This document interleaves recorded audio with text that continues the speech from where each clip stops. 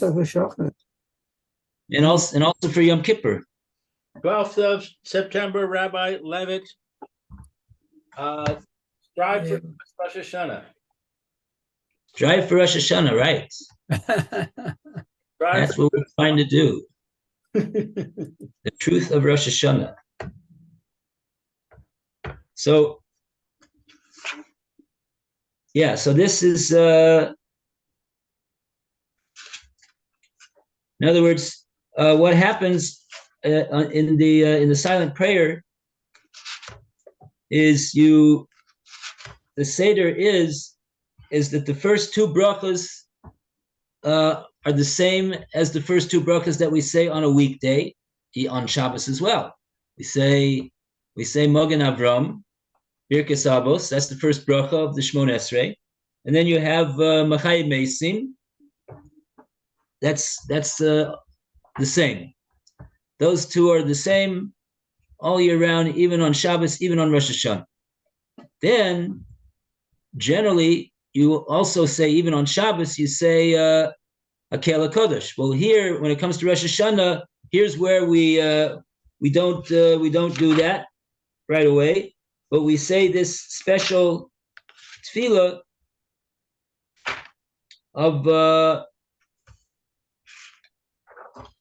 we start off like we do with the third tefillah. We say Ata Kadosh v'Shimcha Kadosh, right? Ukadoshim b'chol yom yohalalucha sela. But then we don't finish that bracha. We don't conclude that bracha. Baruch atah Hashem Akel HaKadosh. But now we launch into this special tefillah that Anshe Knesset Gedola composed for the Yomim Neroim.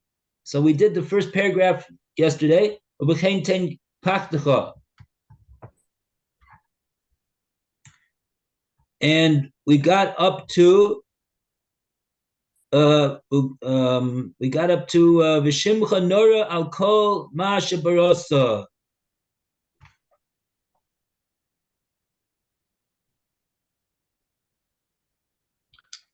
Right.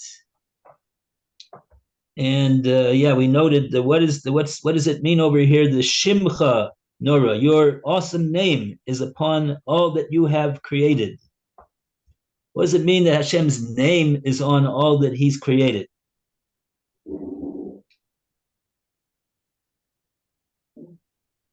So just a note from the Yesod V'Shorosh HaAvoda, one of the classic Svorim.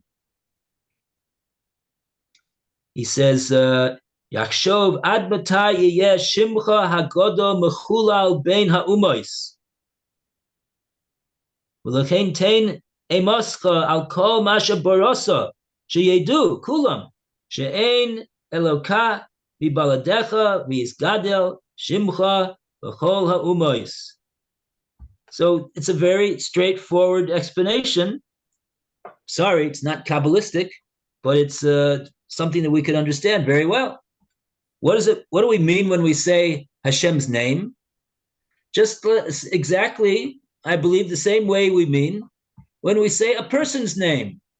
Is a person have a name? You say, does Plony have a name out there, in the world? Is he recognized? Is he respected? Does anybody even know who he is? So we could say the very same thing about the name of Hashem. So when we say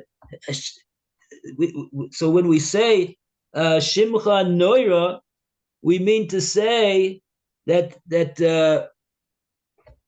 we are at least aware in an intellectual sense that your name Hashem, your reputation and your name in the world it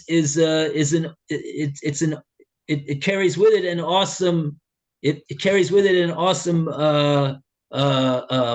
connotation, because right, there are people that believe in Hashem and attribute awesomeness to Him, but The short, let's just translate what the short Soji Sorish Avoda, that's the name of the Sefer.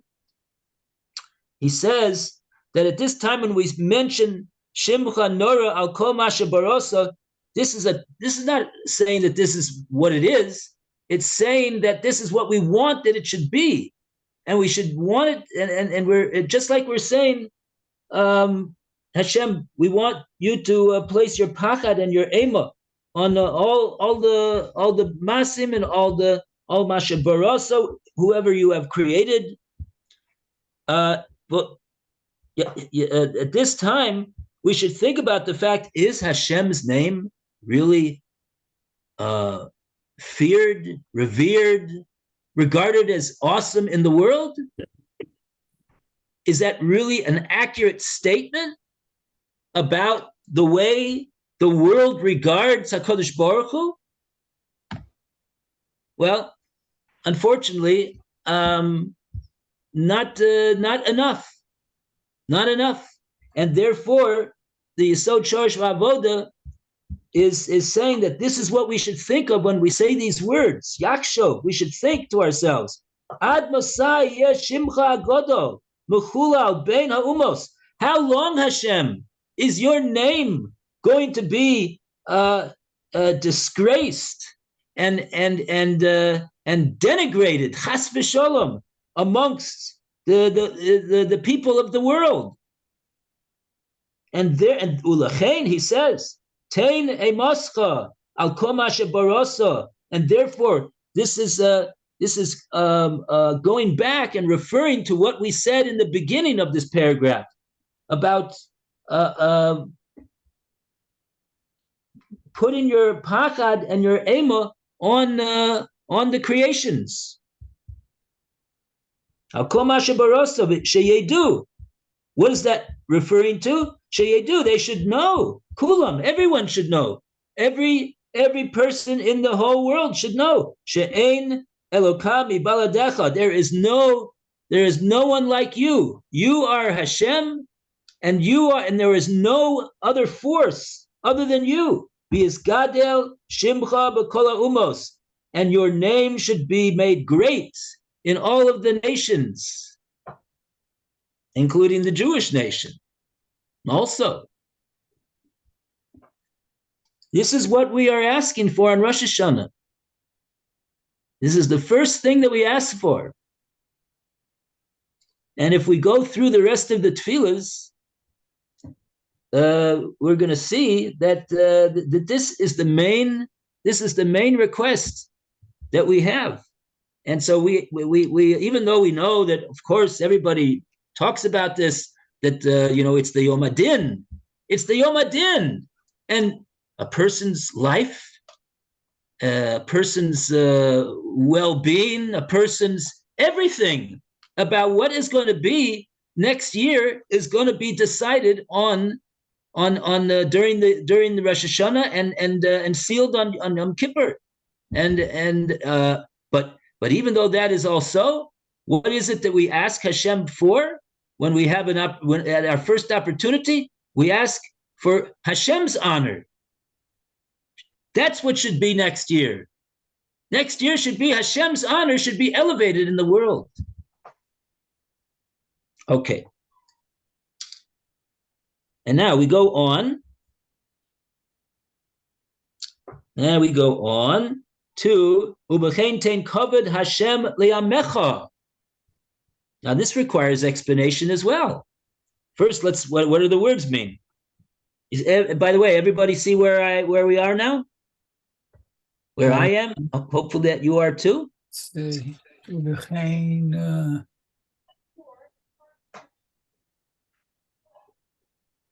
No, not exactly. Let's see. Oh, that's the second paragraph. The last two lines.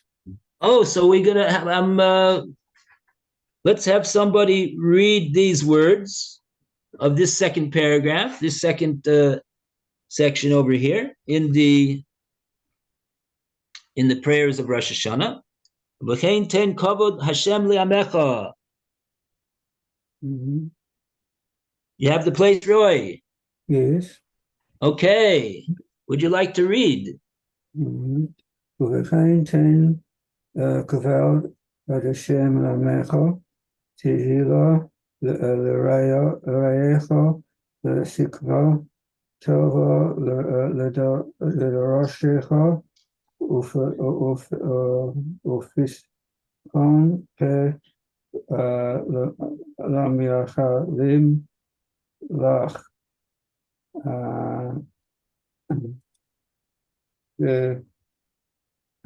השמחה לארצך וששון לארעך ותמי חס קרן לדוד עבדך וארעך חס נא בן ישי משפך במהרה ביומנו.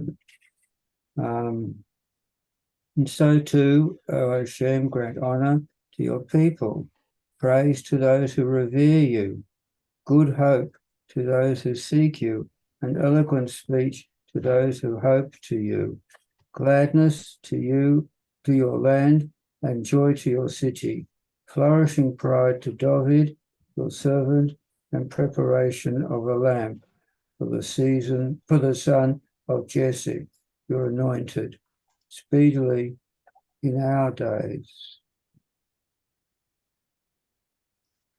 Okay, so here we've got a very interesting thing that we're asking for over here. And we have another ubechein. So we say the same explanation of this second ubechein that we did the first time.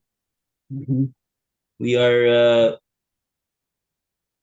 we're coming to Hashem in humility, knowing that it's we don't have a lot of merit to come before Him at this time, and yet we do, because this is what we have to do, and this is what is wanted that we should do. And then we make further requests. We say to Hashem, Hashem, give kavod to your people. V'chein ten kavod to your people. Tehila lireyecha. Praise, like Hallel, to the ones that have yira for you. V'tikva. Tikva toiva l'dorshecha, and encouragement and infusing of emunah bitochen that things are going to be good. L'dorshecha, to those that seek you. Opiskon pe l'miyachalim loch, and an opening of the mouth to those who look to you for salvation. Now, just over here, okay, most of these things we can understand that this is something that is a good thing. It's a good thing. It's a good thing. In other words, not only are we asking that Hashem's honor be elevated in the world, and his recognition and his reverence for him, and what he what he says, what he commands should be regarded. But also, we're now talking about the Jewish people. Ten kavod Hashem li'amecha. Give kavod Hashem to your people. Who's Hashem's people? Isn't the whole? Everybody is Hashem's people. No.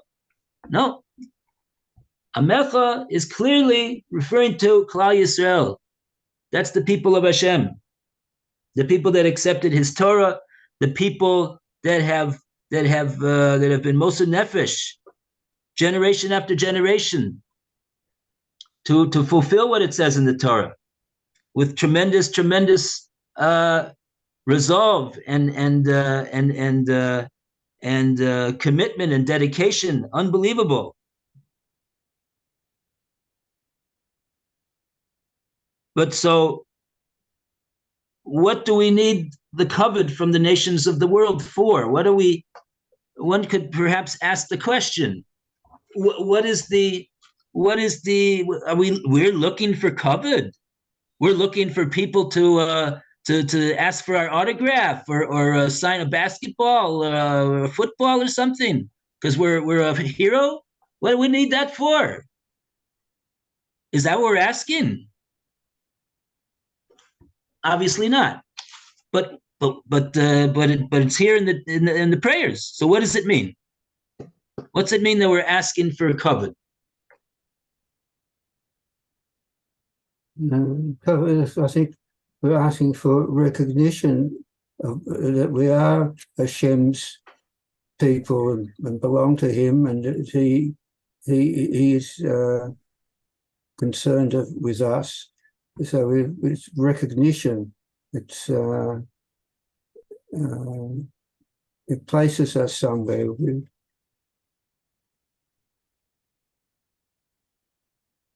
You mean it'll be an inspiration and a validation of us if the nations of the world respect us, as opposed to the opposite?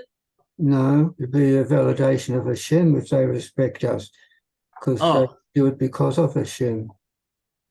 Okay, so really, it all boils down to this is a sneef. This is a department, if you will, a section of Kvod Hashem. Really, we just asked in the first statement, Kvod Hashem. We want Hashem that your name you should put your. How is your honor going to be revealed in the world? Is because you should show the world who you are. Put your pachad, put your ema on the creations, and then they'll know who you are. Because right now they don't see that, and so if the only way that it's going to work, that they're going to come to recognition of you, is that you put your ema and your pachad in the world, so that they're going to see with their own eyes Hashem Elokim. They're going to see that.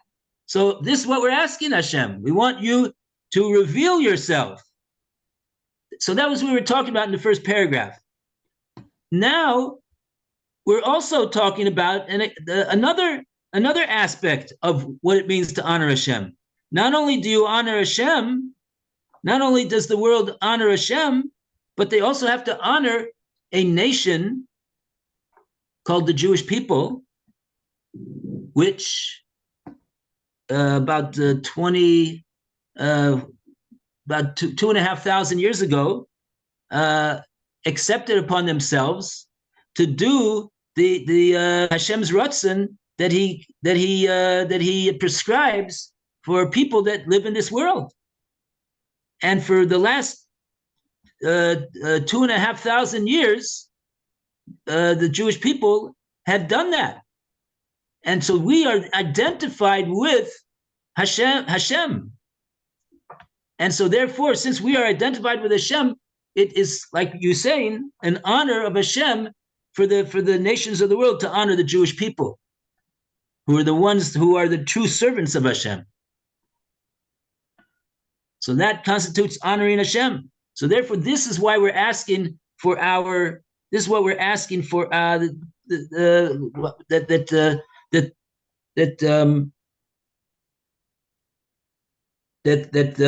we should have honor. Tain kavod Hashem li'amecha. Now just to point out over here, actually,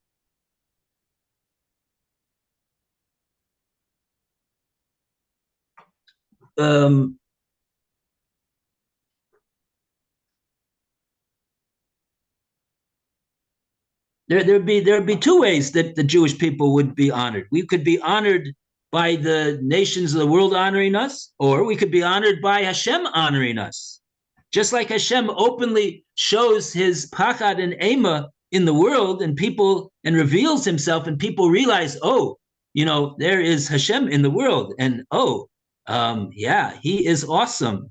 Yeah, this is we didn't realize this, in the last 5,000 years, but oh yeah, we see it clearly now. Yeah, but also it could be that Hashem himself shows also honor to the Jewish people. In other words, it's not simply that the honor that we're going to receive over here that we're asking from is from the nations of the world, but it's that we want Hashem to show directly from him that he honors us in a special way, in a way which is over and above the way that the other nations in the world are living in this world. That it should be recognized that, oh, yes, this is the Jewish nation who serves Hashem. They're the ones that Hashem is honoring over here, because they're the ones that have done and are doing the Ratzon Hashem. Okay.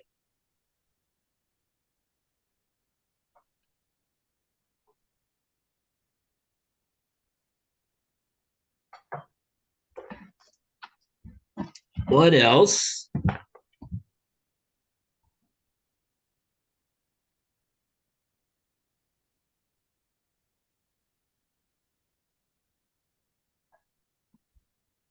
We've got this declaration. What's that? What's that? Sorry? Now we've got this declaration, Mi Kamelcha.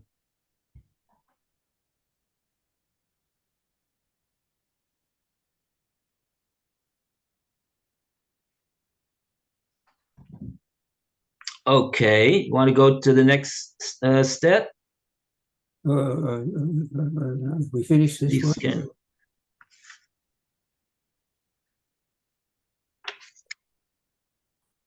Okay, and so in other words, we could say that the honoring that Hashem would do to give honor to the Jewish people, we could I think that's a good way of explaining it. He is being enumerated in the next few lines. In other words, what does it mean? Tein kavod Hashem li'amecha. What's that entail? Oh, it entails the following list of things: Tehila li'reyecha. The ones that fear you, they should have praise. Tikva l'dorshecha. They should the ones that seek you. They should be their hopes should be raised. The people should see that they weren't hoping for nothing, for the Yeshua of Hashem in the world. Piskon pelam yachalim lach. And those that have waited for your salvation, that have believed and had emunah in your Yeshua, in your salvation with your revelation and bringing of Mashiach, I suppose it's referring to as well. That's the ultimate Yeshua, and that's what the ultimate thing that we should be being miyachel for. Miyachel means to wait and anticipate for. That's what we're waiting for, and the piskon peh is that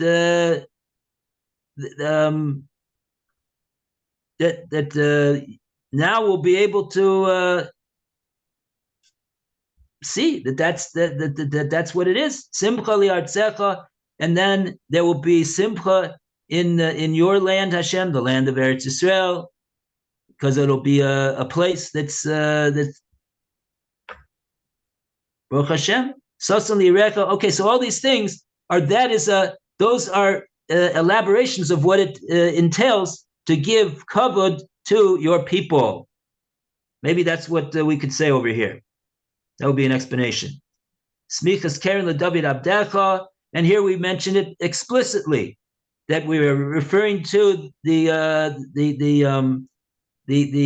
sprouting forth, that tzemach of the keren of David, The Karen is literally the horn, but it means to refer to his power and his dominion and his kingdom. The Melech, the Mashiach is a Melech, and that should come into reality. Arichas, okay. Okay, whatever. Arichas ner leben yishai mishichecha. What's it mean? Arichas ner. Lo yodea. Okay, and we want it bimheira v'yameinu. It shouldn't have to delay any further, Hashem. Okay, good.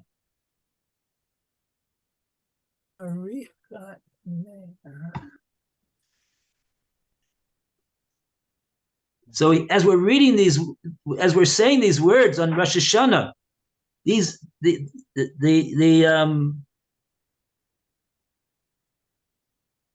know, we're starting to imagine what it's going to be, and to realize how great and how momentous and how wonderful such a thing is. And this itself is going to cause us to say these words, with a true heart behind them. Our heart should be in these words, that this is what we want. This is what we are asking from Hashem on Rosh Hashanah. We're asking for Hashem, bring Mashiach. And even though we say this every day in the prayers, right? There's a prayer for Bonei Yerushalayim. There's a prayer for Smichas Keren David Abdecha every day also. But now we're talking about Hashem is deciding what's going to be not only for each individual and himself and his family and et cetera, but we're talking about what's going to be in the world. Hashem is deciding what's going to be in the world on Rosh Hashanah, and one of those things that is going to be decided is Mashiach going to come this year? That's one of the things that's going to be decided on Rosh Hashanah. And this is one of the first things that we're asking for over here, that he should come. B'mheira v'yameinu.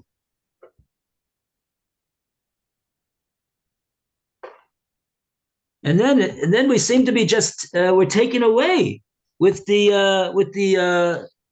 joy and the excitement and the wonder of such a thing, and we just, it's like we're dreaming about it and hoping for it and imagining what it's going to be like, and we're going to say and the tzaddikim yiru v'yismachu, the tzaddikim, how they're going to see this salvation, and they're going to have tremendous simcha from it. And v'yesharim yalozu, chasidim barina yagilu, different types of people. There's people who are tzaddikim, there's people who are yesharim, and there's people who are Hasidim. What are these three groups of people? They're different types of we would call them very, very righteous people on a very high level.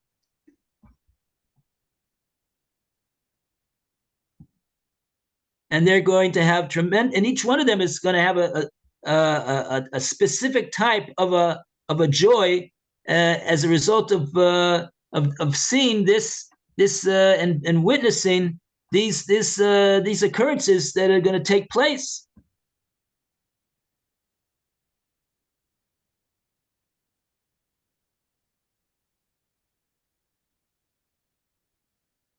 Okay, and then we say Do you read? Did you read that? Nobody read this yet. No,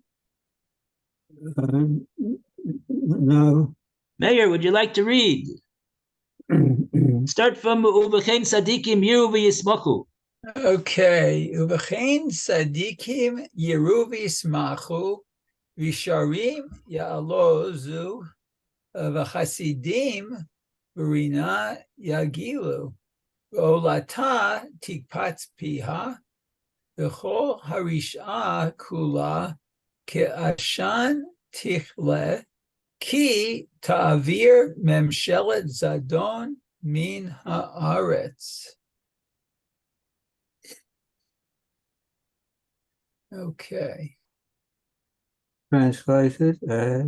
Okay, so it's translated, and so too the righteous will see and be glad, the upright will exult, and the devout will be mirthful with glad song. Iniquity will close its mouth, and all wickedness will evaporate like smoke when you will remove evil's domination from the earth.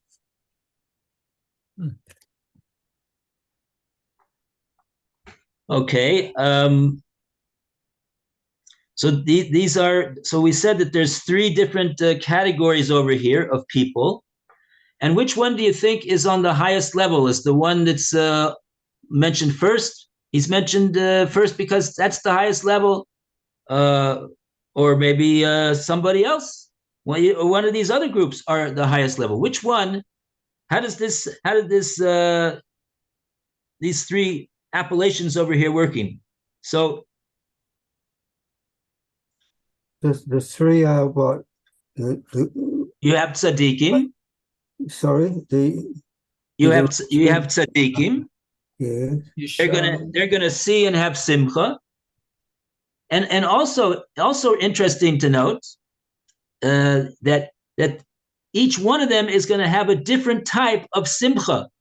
It says tzaddikim are going to see and they'll have simcha, and then the another group, yesharim, they're going to have ya'alozu. That's another word for simcha. In Lashon HaKodesh, there's many words for happiness and joy.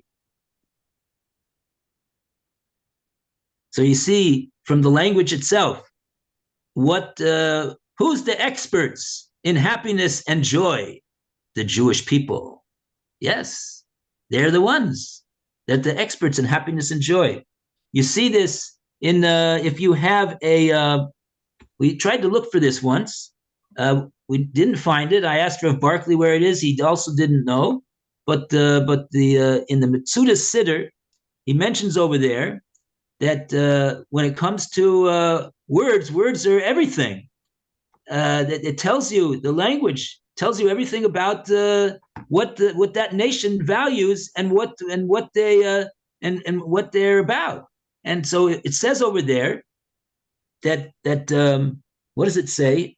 It says, I think the different nations, like the Greeks, they have a lot of words for something or other. For Latin, there's a lot of words for war, different types of words. Make this type of war, that type of war, this type of thing, that type of thing. Yeah, that's a big thing.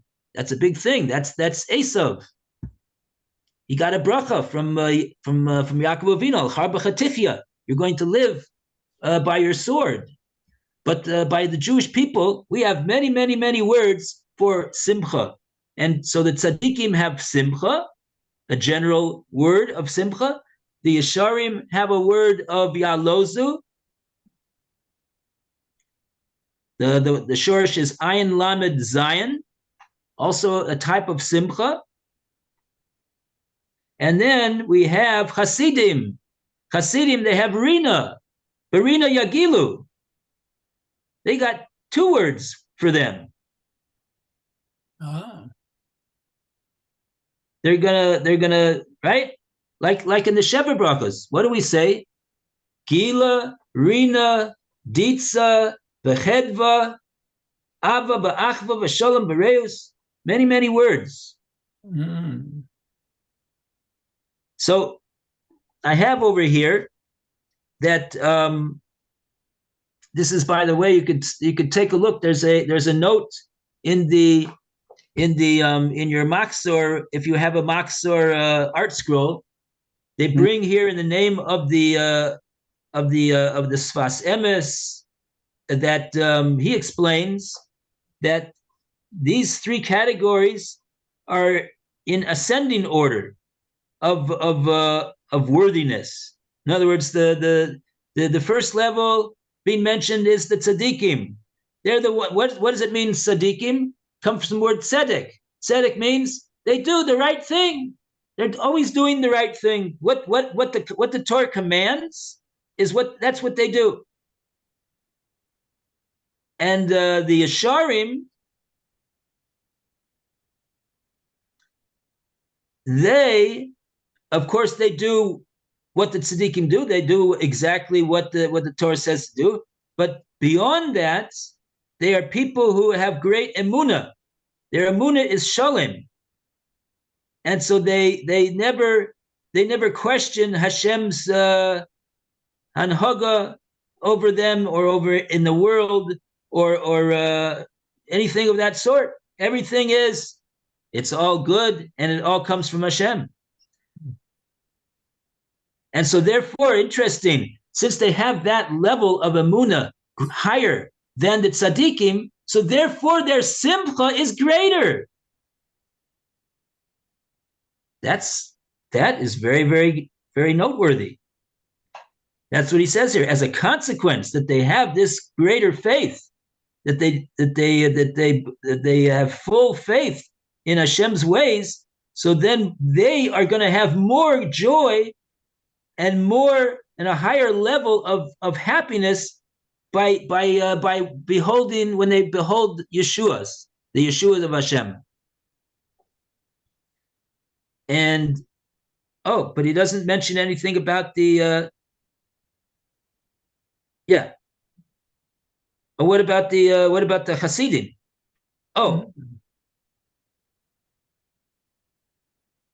Now you should know that actually there's a bit of a discussion about this. The Rashba holds that we just mentioned the view of Rashi in the Gemara and Tainus, but the Rashba says that no, that that it goes the other way around.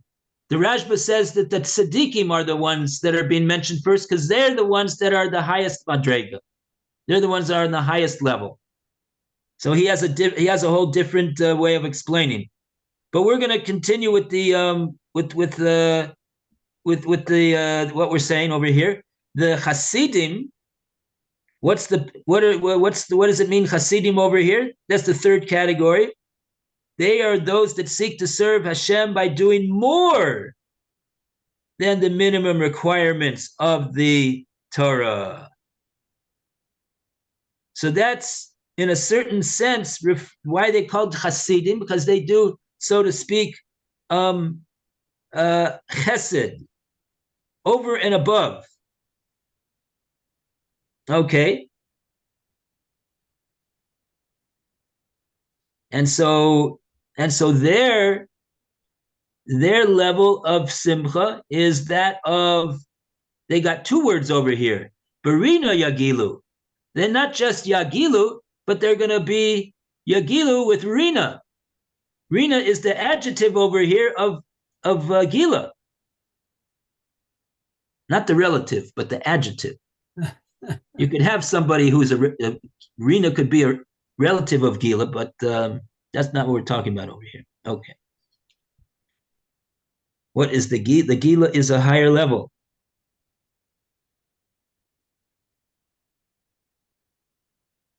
Okay. How's it explained in my other sefer? Okay, you get the idea. Okay, now, we have any time? 2 minutes. Okay, so we'll just continue with a little bit of explanation of what we've been saying so far. Oh, well, this is something that's going to take some time over here. And then we have one sentence over here about and what's going to happen to all of the evil that there is in the world,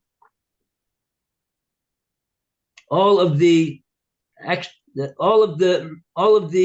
rishus that there is in the world, in terms of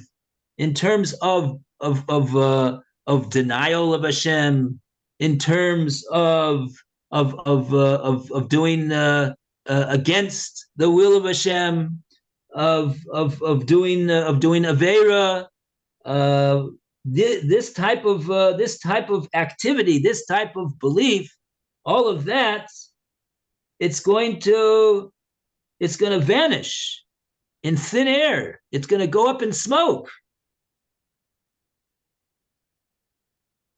That is quite amazing.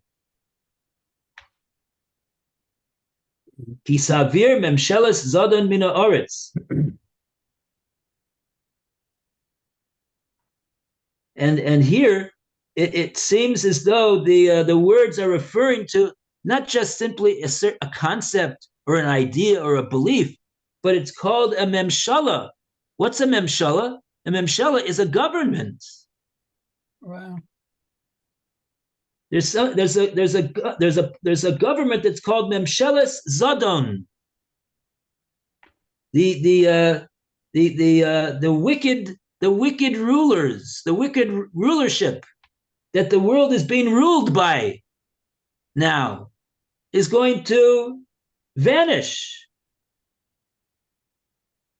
It's going to go by the wayside. Mina Oretz. It's going to be washed up and finished forever.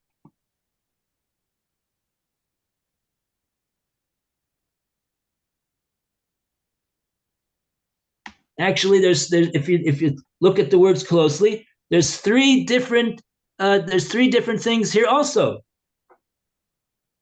There's and three different things that it's going to happen to each one of them. There's something called olosa, where from the word avel, iniquity, and that refers to people, private people. Not a government, people, themselves, private citizens. They are engaged in doing avel and avon, and their doings are going to be tikpatz piha. They're interesting. It says that it doesn't say they're going to stop doing it. It just says that their mouths are going to be stopped up.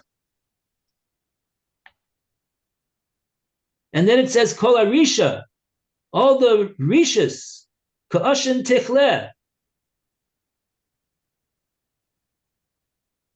The rishas will vanish like smoke. It'll go up in smoke. Tichleh. It'll be consumed.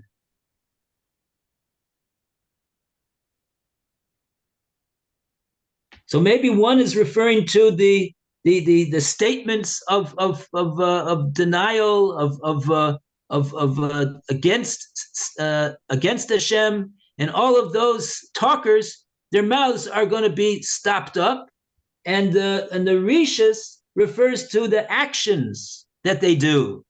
The actions that they do will vanish. There won't be any more of that anymore, and then it says ki, because on account of the fact that the Memshela Zadon, this government of wickedness, is going to vanish from the world. There won't be, when Mashiach comes, there will be this is what we're davening for, that there will be no longer any Memshela Zodom that's opposing Hashem and opposing Mashiach and opposing the fact that the world is here to serve Hashem. That's what we're here for. Okay, very good. And we will conclude with that. And we will allow Meir to go to his second class. Okay, very good. Have a good day, everybody. You too. See you. Amen. Okay, Yasher koyach, Meir. okay, we'll see ya. And be back soon. Have a great day. Bez Hashem will be back soon. Oh, don't push the end button. Just push that button. Okay.